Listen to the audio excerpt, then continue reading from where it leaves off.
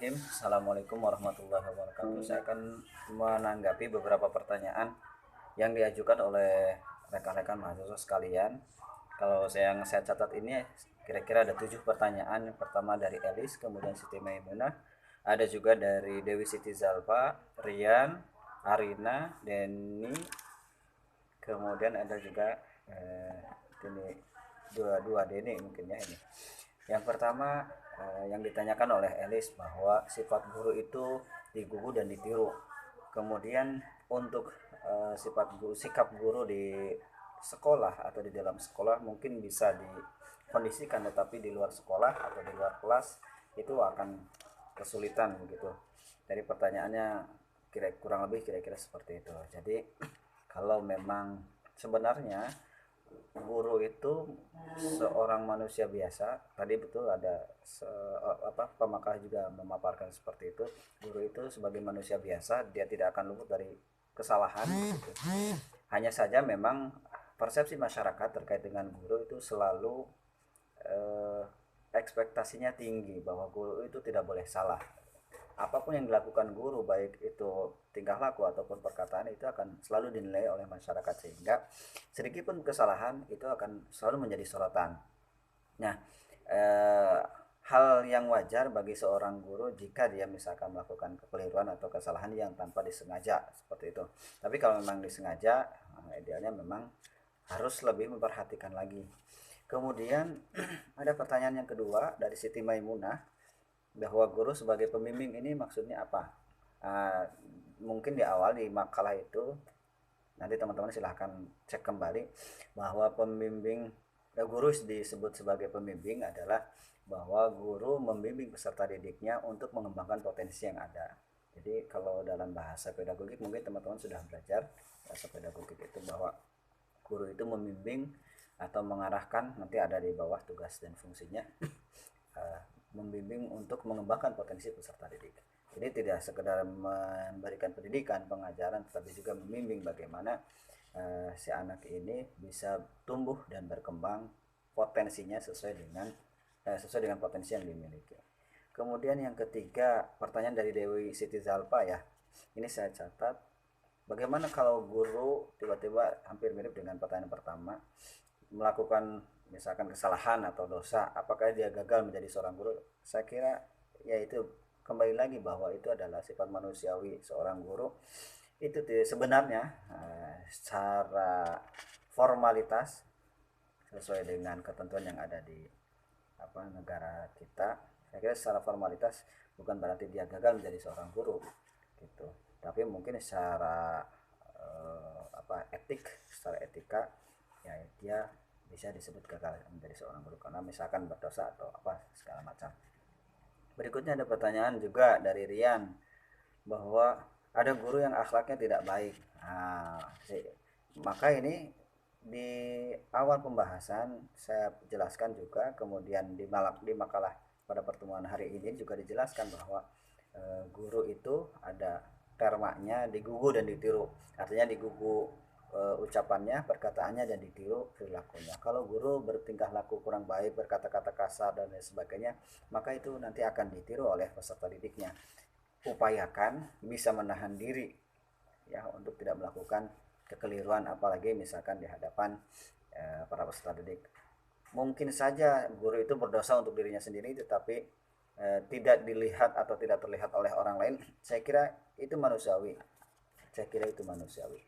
Kemudian pertanyaan yang kelima ini dari Arina. Saya catat juga bahwa bagaimana ada seorang guru olahraga tidak menguasai teori, ya ini saya simpulkan bahwa dia tidak menguasai teori dan juga tidak menguasai praktik, sehingga ketika bagian olahraga siswa atau peserta didik hanya diajak jalan-jalan ke sawah, ke kebun dan lain sebagainya, dan ketika ujian itu memperoleh skor yang kurang memuaskan gitu.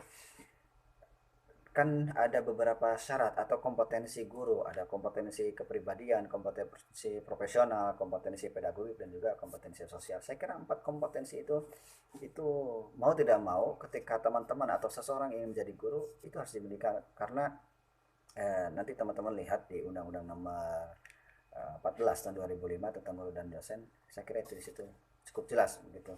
Ada 4 kompetensi yang harus dimiliki. Berikutnya ada pertanyaan bahwa guru sebagai profesi, bukan disebut guru, bukan sebagai sebuah pekerjaan. Nanti teman-teman juga harus menerjemahkan secara luas arti profesi kemudian pekerjaan. Bisa saja sebuah pekerjaan itu disebut profesi begitu, tetapi biasanya sesuatu disebut profesi itu ya dia memang pekerjaan kemudian diakui oleh masyarakat, pemerintah dan masyarakat kedudukannya, kemudian biasanya dia ada organisasinya, organisasi keprofesian, dan juga artinya ada undang-undang yang mengatur di situ, ada hak dan kewajiban. Misalkan haknya adalah mendapatkan insentif dari pemerintah, kewajibannya melaksanakan pendidikan, pengajaran dan sebagainya, dan memenuhi administrasi yang telah ditentukan. Berikutnya ada juga pertanyaan, ini ada seorang peserta didik katanya, namanya Denny Ramdhani kalau tidak salah, saya lihat di chat itu. Ada peserta didik ketika guru mengajar terlihat kurang suka atau menampilkan wajah yang memang kurang suka dengan gurunya ketika mengajar pada saat itu. Nah, bagaimana sikap guru, kan pertanyaan seperti itu. Bagaimana sikap guru, apakah menegur atau membiarkan? Kita harus memang sebagai seorang guru harus diteliti dulu kira-kira siswa ini setiap hari seperti itu, ketika setiap pelajaran kita atau setiap hari seperti itu, apakah guru A, guru B, guru C dia bersikap seperti itu, atau memang hanya saat itu saja, atau guru-guru tertentu saja, itu juga harus diteliti. Kalau hanya saat itu saja, bisa jadi dia memiliki permasalahan di keluarga atau permasalahan di luar kelas, atau memang ada permasalahan di dalam kelas dengan teman sekelasnya dan lain sebagainya. Nah, itu harus diteliti. Kemudian tidak serta merta menegur, sebenarnya boleh menegur tapi menggunakan bahasa yang baik atau seolah-olah tidak seperti menegur. Bisa dengan mendekati, kemudian membisiki, ada apa dengan kamu, kemudian kenapa bersikap seperti ini dan lain sebagainya. Gitu. Tetapi jangan menampakkan bahwa kalau memang itu kejadiannya jarang atau memang pada saat itu saja, nah, boleh dengan cara pelan-pelan, sehingga nanti si anak atau peserta didik akan terus terang tentang permasalahan yang sedang dialaminya gitu. Nah itu, tapi kalau memang setiap hari seperti itu, kadang-kadang perlu juga ditegur. Apakah diberi hukuman yang memang tidak terlalu berat begitu, atau ya hukuman yang apa namanya ya, sekadarnya saja, supaya si anak ini menjadi cerah, atau dia mengembalikan etikanya, atau dia kembali lagi semangatnya supaya mau belajar, suka tidak suka gitu ya, ketika belajar harus memiliki atau menggunakan sikap yang baik. Saya kira itu ada 7 pertanyaan tadi, mungkin nanti teman-teman juga tadi sudah membahas secara detail oleh pemakalah. Terima kasih sudah menjawab berbagai macam pertanyaan dengan baik. Saya lihat juga tadi ada yang mau menambahkan selain dari pemakalah, kalau tidak salah Azmi atau siapa tadi, silahkan. Saya kira cukup, itu ada 7 ya, 7 permasalahan yang kita bahas pada pagi hari ini. Mungkin kan nanti kalau ada, saya kira di lain kesempatan karena waktunya sudah habis. Terima kasih. Assalamualaikum warahmatullahi wabarakatuh.